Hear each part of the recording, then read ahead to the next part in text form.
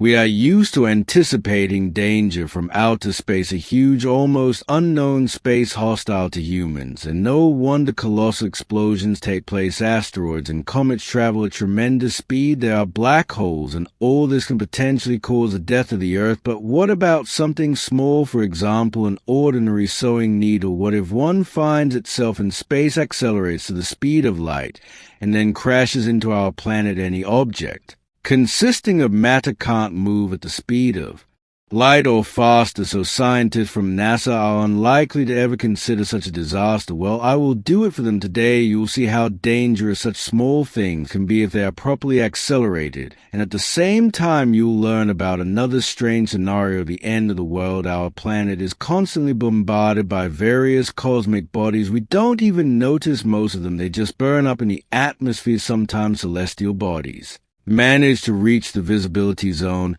and even make some noise. Take, for example, the Chelyabinsk meteor, or the very asteroid that caused the dinosaurs to become extinct. But the fact is that all these celestial bodies move very slowly, of course, considering the scale of the universe. For example, the Chelyabinsk meteor was moving at a speed of 60 to 69,000 kilometers per hour. That's 37 to 43,000 miles per hour. Now imagine that one day scientists will report the terrible news: an unknown object is approaching Earth at the speed of light. It's very small, the size of a needle or even a grain of sand. If at this stage you had time to think that there's nothing to worry about, it is in vain. What seems ridiculous at first glance poses a serious danger to our planet. The consequences will be terrible. It's all about speed. For example, take a car. If it moves at a speed of about 50 kilometers per hour or 31 miles per hour and hits a person, the person will survive. If you accelerate the car to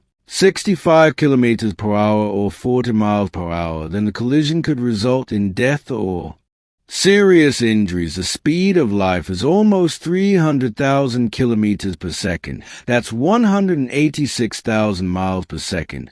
This is very fast in nature. Visible light and other types of electromagnetic radiation travel at the speed of light, and also possibly gravitational waves. Scientists believe that massive particles can't move at the speed of light. They can only come close to it. For example, protons are accelerated just to near light speed in the Large Hadron Collider. So a needle approaches the Earth at the speed of light, or a grain of sand in general, something very small. The length of the simplest sewing needle is about 35 millimeters, or 1 4/10 of an inch. The size of a large grain of sand can reach 5 millimeters, or 19/100 of an inch. For comparison, the same Chelyabinsk meteor had a diameter of about 20 meters, or 66 feet. The difference is huge, but in this case the size does not matter. Even a tiny object, having accelerated to tremendous speed, will become deadly. It won't burn up in the atmosphere and will not explode in flight. The bond that ensures the integrity of an object will stop working. A grain of sand or a needle will simply become a bunch of atoms passing through the air. But the real danger is kinetic energy. I won't bore you with calculations. We'll immediately get to the result. The kinetic energy, for example, of a grain of sand which is nearly accelerated to the speed of light will be equal to the kinetic energy of an object weighing 100 tons, that is, falling from a height of a 15-story building. It is as if the largest part of the Statue of Liberty fell from its pedestal in one fell swoop. So if a needle rushing at the speed of light strikes the Earth, will scientists have time to notice it? It's hard to say, but in a collision with the surface of our planet, all the kinetic energy will go into the energy of the explosion. The power release will be similar to the energy of a nuclear bomb, approximately 43 kilotons of TNT, and that's a lot to bomb. Fat Man dropped on Nagasaki had a capacity of about 21 kilotons. Just compare the two: an ordinary needle and a nuclear bomb that destroyed an entire city. In order to understand what kind of destruction such a collision can make, you need to choose a city, for example New York. Where else should a needle moving at the speed of light strike if not Manhattan? Cinematic alien invasions happen here. If an atomic bomb of the same power were dropped here, then most of Manhattan and the surrounding area would be destroyed even at a distance of 4 kilometers or 2.5 miles. Building windows would break. People who are a little closer to the epicenter would suffer serious harm. For example, all the inhabitants of Hell's Kitchen would get third-degree burns. Central Park will be almost completely burned. People who are within 1.5 kilometers or less than a mile of the place where the bomb falls are likely to die within a month. The needle bomb can also penetrate below ground, creating a huge crater with its explosion. And yes, the Statue of Liberty will definitely fall from its pedestal, perhaps right into the water.